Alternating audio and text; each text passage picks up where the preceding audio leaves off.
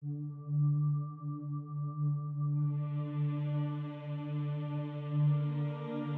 الله الرحمن الرحيم.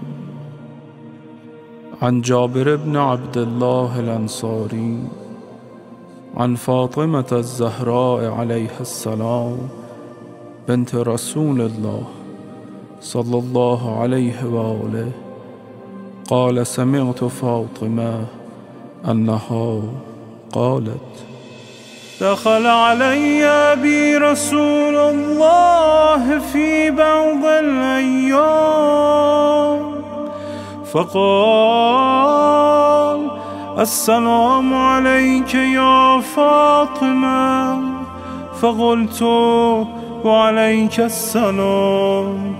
قال: إني أجد في بدني ضعفا. فقلت له: أعيذك بالله يا أبتاه من الضعف. فقال: يا فاطمة، ائتيني بالكساء اليماني فغطيني به. فأتيته بالكساء اليماني فغطيته به وصرت أنظر إليه وإذا وجهه يتلألأ كأنه البدر في ليلة تمامه وكماله. فما كانت إلا ساعة وإذا بولدي الحسن قد أقبل وقال: السلام عليك يا أمه. فقلت: وعليك السلام يا قرة عيني وثمرة فؤادي. فقال: يا أمه، إني أشم عندك راحة طيبة كأنها رائحة جدي رسول الله. فقلت: نعم، إن جدك تحت الكساء. فأقبل الحسن نحو الكساء وقال: السلام عليك يا جدا يا رسول الله، أتأذن لي أن أدخل معك تحت الكساء؟ فقال: وعليك السلام يا ولدي ويا صاحب حوضي، قد أذنت لك. فدخل معه تحت الكساء. فما كانت إلا ساعة وإذا بولدي الحسين قد أقبل وقال: السلام عليك يا أمه. فقلت: وعليك السلام يا ولدي ويا قرة عيني وثمرة فؤادي. فقال لي: يا أمه، إني أشم عندك راحة طيبة كأنها راحة جدي رسول الله. فقلت: نعم، إن جدك وأخاك تحت الكساء. فدنا الحسين نحو الكساء وقال: السلام عليك يا جده، السلام عليك يا من اختاره الله، أتأذن لي أن أكون معكما تحت الكساء؟ فقال: وعليك السلام يا ولدي ويا شافع أمتي، قد أذنت لك. فدخل معهما تحت الكساء. فأقبل عند ذلك أبو الحسن علي بن أبي طالب وقال السلام عليك يا بنت رسول الله. فقلت وعليك السلام يا أبا الحسن ويا أمير المؤمنين. فقال يا فاطمة إني أشم عندك راحة طيبة كأنها راحة أخي وابن عمي رسول الله. فقلت نعم، ها هو مع ولدك تحت الكساء. فأقبل علي نحو الكساء وقال السلام عليك يا رسول الله، أتأذنني أن أكون معكم تحت الكساء؟ قال له عليك السلام يا أخي ويا وصي وخليفتي وصاحب لوائي، قد أذنت لك. فدخل علي تحت الكساء. ثم أتيت نحو الكساء وقلت السلام عليك يا أبتاه يا رسول الله، أتأذن لي أن أكون معكم تحت الكساء؟ قال وعليك السلام يا بنتي ويا بضعتي، قد أذنت لك. فدخلت تحت الكساء. فلما اكتملنا جميعا تحت الكساء أخذ بي رسول الله بطرفي الكساء وأومى بيده اليمنى إلى السماء وقال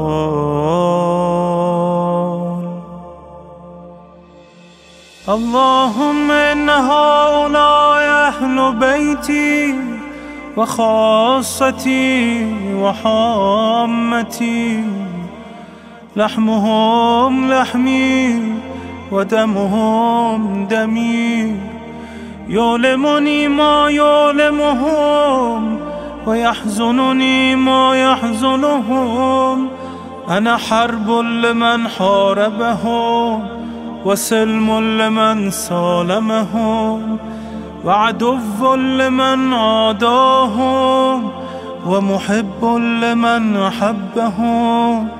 إنهم مني وأنا منهم، فاجعل صلواتك وبركاتك ورحمتك وغفرانك ورضوانك علي وعليهم، وأذهب عنهم الرجس وطهرهم تطهيرا.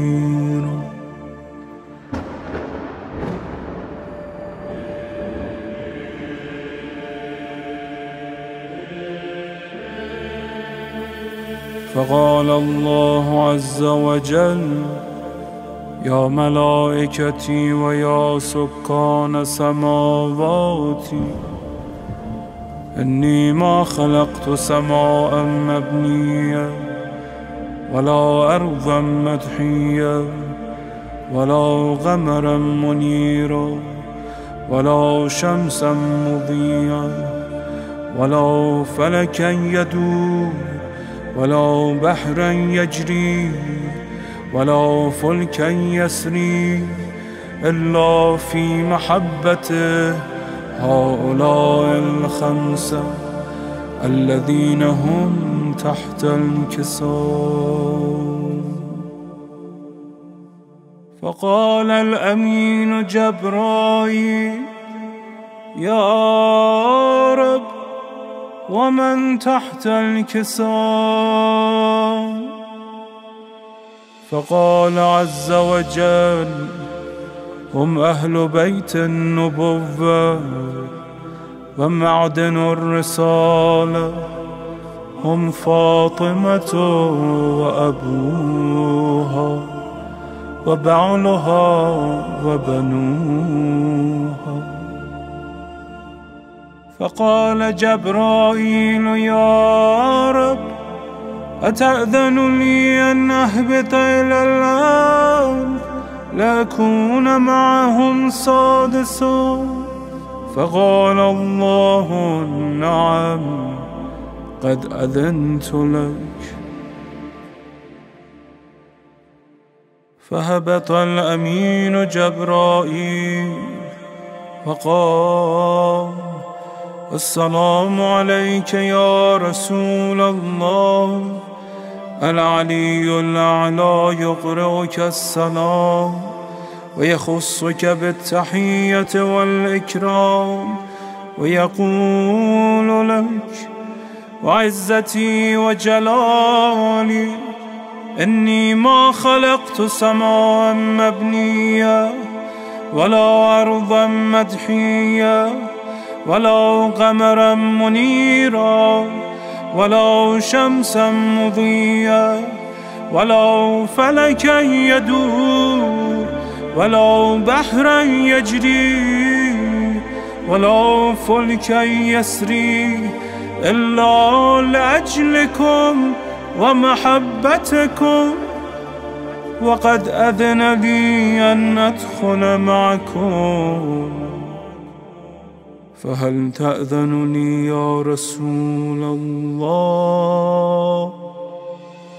فقال رسول الله: وعليك السلام يا أمين وحي الله، إنه نعم، قد أذنت لك. فدخل جبرائيل معنا تحت الكساء فقال لأبي: إن الله قد أوحى إليكم يقول: إنما يريد الله ليذهب عنكم الرجس أهل البيت ويطهركم تطهيرا.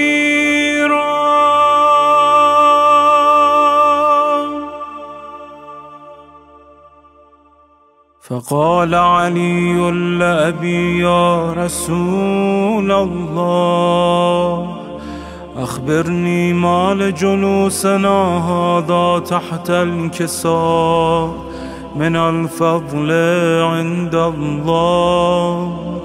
فقال النبي: والذي بعثني بالحق نبيا واصطفاني بالرسالة نجيا، ما ذكر خبرنا هذا في محفل من محافل أهل الأرض وفيه جمع من شيعتنا ومحبينا إلا ونزلت عليهم الرحمة وحفت بهم الملائكة واستغفرت لهم إلى أن يتفرقوا. فقال علي: إذا والله فزنا وفاز شيعتنا ورب الكعبة.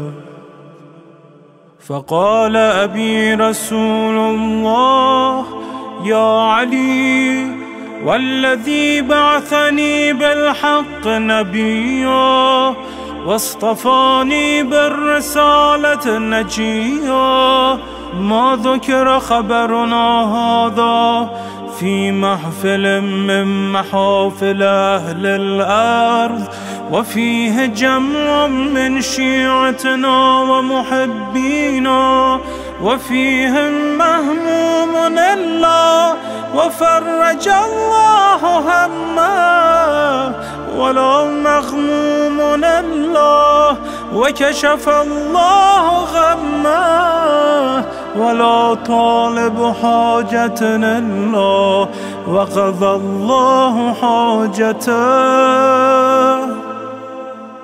فقال علي: إذا والله فزنا وسعدنا، وكذلك شيعتنا فازوا وسعدوا في الدنيا والآخرة. ورب الكعبة